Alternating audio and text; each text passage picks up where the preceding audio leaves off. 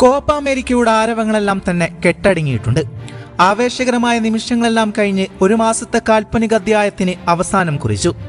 കിരീടത്തിന് വേണ്ടി പോരടിച്ച ഓരോ രാജ്യങ്ങളും തന്നാലാവുന്ന മുഖമുദ്രകളെല്ലാം പതിപ്പിച്ച് ഈ കോപ്പയും ഒരു സുന്ദരാധ്യായമായി അവസാനിപ്പിച്ചു. ആവേശകരമായ ഫൈനൽ മാമാങ്കത്തിൽ ശക്തരായ കൊളംബിയയും തോൽപ്പിച്ചുകൊണ്ട് അർജന്റീന ആ കിരീടം നേടി. അർജന്റീന ചരിത്രത്തിലെ 16ാം കോപ്പയായിരുന്നു ഇത്. മാത്രമല്ല, തുടർച്ചയായ അർജന്റീനയുടെ ഇന്റർനാഷണൽ 4ാം കിരീടമായിരുന്നു ഇത്. അർജന്റീനയുടെ ഈ യാത്രയ്ക്ക് പിന്നിൽ കയ്യടികൾ സ്വീകരിക്കാൻ പല പേരുകളുണ്ട്. അർജന്റീനയുടെ ചരിത്ര പരിവർത്തനത്തിന്റെ ആദ്യ നിമിഷം മുതൽ ആവേശകരമായി കൂടെ നിന്ന ഓരോ നാമങ്ങളും ഈ മഹത്തായ യാത്രയുടെ ഉടമകളാണ്. ലാറ്റിൻ അമേരിക്കൻ രാജാക്കന്മാരായി ഇന്ന് അർജന്റീന വാഴ്ത്തപ്പെടുമ്പോൾ അവർ നടന്നു വന്ന വഴികൾ എത്രമാത്രം സുന്ദരമായിരുന്നുവെന്ന് ഓരോ കാൽപന്ത് ആരാധകനും കണ്ടറിഞ്ഞതാണ്. നാം ഇന്ന് പറയുന്നത് അർജന്റീനയുടെ ചരിത്രയാത്രയിലെ ആ ടൈം ലൈനിനെ കുറിച്ചല്ല, പറഞ്ഞുവെച്ച ഓരോ സുന്ദരയാത്രയുടെ ഓരോ കാരണങ്ങളിലും ഓരോ നിമിഷമെങ്കിലും പറയാതിരിക്കാൻ കഴിയാതെ പോകുന്ന ഒരു കാരണത്തെക്കുറിച്ചാണ്. വിഷയത്തിലേക്ക് വരാം. 2014 വേൾഡ് കപ്പിൽ അർജന്റീന മനോഹരമായി തന്നെയാണ് കളിച്ചത്. പക്ഷേ ജർമ്മനിക്ക് മുന്നിൽ കിരീട പോരാട്ടത്തിൽ അന്ന് അർജന്റീന തോറ്റുപോകുകയായിരുന്നു.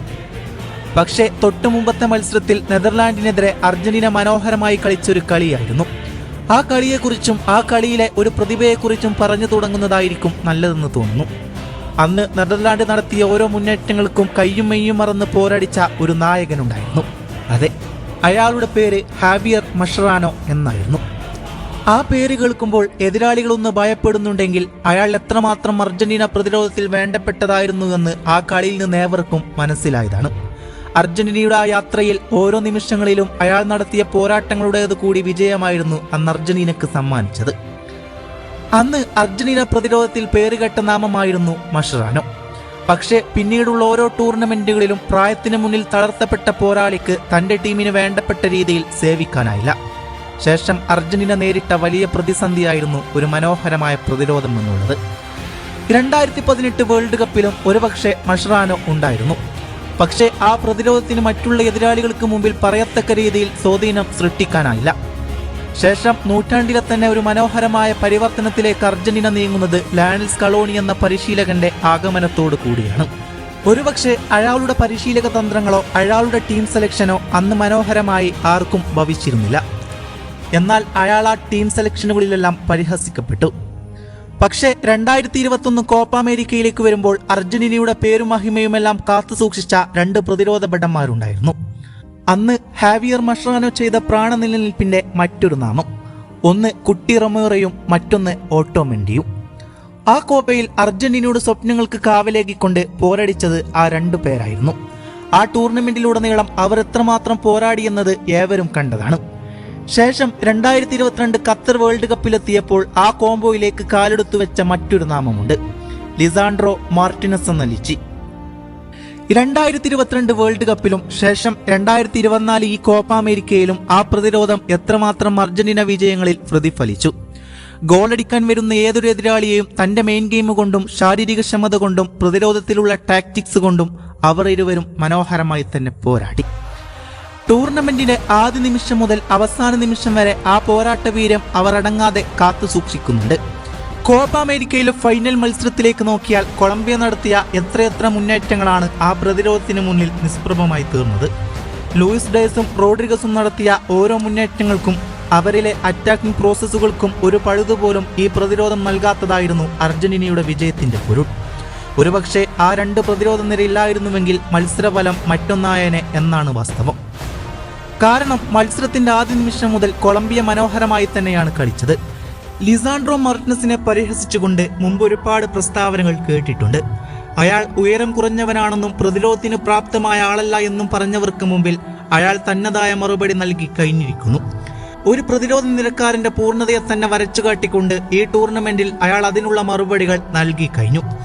ഒരിറ്റ് ചോര വീണാൽ പോലും വിട്ടുകൊടുക്കില്ല എന്ന ആത്മവീര്യത്തോടെ പോരടിച്ച ലിസാൻഡ്രോക്കും കുട്ടി റൊമേറോക്കും അർജന്റീന കാൽപന്ത് ലോകത്തിന്റെ തീരാത്ത നന്ദിയുണ്ട്. അതെ, തന്റെ രാജ്യത്തിനു വേണ്ടി തങ്ങളുടെ ജീവൻ പോലും കൊടുക്കാൻ തയ്യാറാണെന്ന് ആത്മസമർപ്പണത്തോടെയുള്ള പോരാട്ട വീര്യത്തിന് വാക്കുകളിൽ മാത്രമുള്ള നന്ദി മതിയാകില്ല എന്ന ഉത്തമബോധം ഓരോ കാൽപന്ത് ആരാധകനുമുണ്ട്. 2024 കോപ്പ അമേരിക്ക കിരീടവും മെസ്സിയും സംഘവും വിജയിച്ചിരിക്കുകയാണ്. അതെങ്ങനെ സംഭവിച്ചുവെന്ന ചിന്ത മനസ്സിലിട്ട് കശക്കുമ്പോൾ കിട്ടുന്ന ഉത്തരം എന്താണ്? ചരിത്രത്തിലൊരിക്കലും നീലവരയന്മാർക്ക് വഴങ്ങാത്ത ഒന്നായിരുന്നു ആ പ്രതിരോധ കോട്ട. വല്യേട്ടനും അയാളെയും ഹെയ്ൻസും ഒക്കെ ഉണ്ടായിരുന്നെങ്കിലും അവരൊന്നും പ്രതിരോധ നിരയിൽ വേണ്ട വിധം ലീഡർഷിപ്പ് കാണിച്ചിട്ടില്ല. ഗോൾ വലകളെ ചുംബിക്കാൻ വെമ്പുന്ന മുന്നേറ്റ നിരക്കാരും മധ്യനിരയിലെ മാന്ത്രികന്മാരും നർത്തകരും അതായിരുന്നു അർജന്റീനയുടെ എക്കാലത്തെയും ശക്തി. ചോരയില്ലാത്ത പ്രതിരോധം കാരണം അർജന്റീനക്ക് നഷ്ടപ്പെട്ട കിരീടങ്ങൾ അനവധിയാണ്. 2-3 ഗോളടിച്ചിട്ട് നിർണായക മത്സരങ്ങൾ തോറ്റുപോയ കഥകൾ എത്രയാണ്. ഏത് വമ്പൻ ഗോൾ പോസ്റ്റും തച്ചു തകർക്കാൻ കാലുള്ള മുന്നേറ്റ നിരയും ഏത് സൂചിക്കുഴൽ വഴിയും പന്ത് തള്ളാൻ കെൽപ്പുള്ള മധ്യനിരയും ഈ കോപ്പയിലും അർജന്റീനക്ക് ഉണ്ടായിരുന്നു. എന്നാൽ താളം തെറ്റിയ ചുവടുകളും അമ്പരിപ്പിക്കുന്ന മിസ്പാസുകളും കൊണ്ട് ഈ 2 വിഭാഗവും ആരാധകരെ നിരാശപ്പെടുത്തി. മധ്യനിര ഇത്രയും നിരാശപ്പെടുത്തിയ ഒരു ടൂർണമെന്റ് അർജന്റീന അടുത്ത കാലത്ത് കളിച്ചിട്ടുണ്ടോ? അതിന്റെ കറയും കുറവും തീർത്തത് ആ പ്രതിരോധ നിരയായിരുന്നു. 6 കളിയിൽ 100 ഗോളടിക്കാനുള്ള വെടിക്കോപ്പുകൾ ഉണ്ടായിട്ടും അത് പക്ഷേ 9 ഗോളിൽ ചുരുങ്ങുകയായിരുന്നു. സത്യത്തിൽ അതൊരു മോശം കണക്കല്ല. പക്ഷേ ഈ ടീം കളിച്ച എതിരാളികളെ പരിഗണിച്ചാൽ അതൊരു സുഖമില്ലാത്ത ചിത്രം തന്നെയാണ്. അവിടെയാണ് ക്രിസ്ത്യൻ റൊമേറോയും ലിസാൻഡ്രോ മാർട്ടിനസും നയിച്ച ആ പ്രതിരോധ നിരയുടെ കരുത്ത് വെളിവാക്കുക. എന്തൊരു മനോഹരമായ പ്രകടനമായിരുന്നു ഈ കോപ്പ അമേരിക്കയിൽ ഇരുവരും കാഴ്ചവെച്ചത്. വായുവിൽ ഉയർന്ന് തന്നേക്കാൾ ഇരട്ടി ആകാരവും കരുത്തുമുള്ള കളിക്കാരെ നേരിടുന്നതും ബീറ്റ് ചെയ്യുന്നതും ഈ കോപ്പയിലെ ഇരുവരുടെയും മനോഹരമായ കാഴ്ചകളായിരുന്നു. അതെ, മൈതാന മധ്യത്തിലെ ബോൾ ടച്ച് ചെയ്യുന്ന വെള്ളവരയും കഴിഞ്ഞ് പോസ്റ്റ് ബോക്സിന്റെ ഏതാണ്ട് 30 വാര അകലെ വരെയെ ആക്രമിക്കാൻ വരുന്നവർക്ക് അനുവാദമുള്ളൂ. അത് കഴിഞ്ഞാൽ പിന്നെ കടന്നലിളകിയ പോലെ ഒരു വരവുണ്ട് 2 എണ്ണത്തിന്റെയും. അതൊരു 1.5 വരവാണ്. ബുച്ചറും ഇടിവണ്ടിയും അറിഞ്ഞൊന്നൊഴുങ്ങി നിന്നാൽ തള്ളിക്കേറി വരുന്നവനൊക്കെ ഒതുങ്ങി നിന്നോളും. ഇല്ലേൽ അവരെ ഒതുക്കി നിർത്തിക്കോളും. അതിനുള്ള ഹറാത്ത് വേഷം കെട്ടലൊക്കെ ഇവന്മാരുടെ കയ്യിൽ ഇഷ്ടം പോലെയുണ്ട്.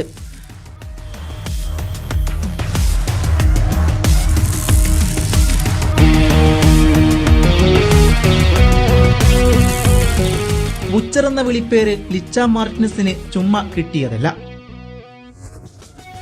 അത് കൊളംബിയൻ താരങ്ങൾക്ക് മനസ്സിലായതുമാണ്. ഇവിടെ കളത്തിലിറക്കിയാൽ ഇവന്മാർ എടുത്തുടുത്തു കളയുമെന്ന ബോധ്യം സകലത്തിനും കാട്ടിക്കൊടുത്ത ജങ്കാർ ഡിഫൻസ്.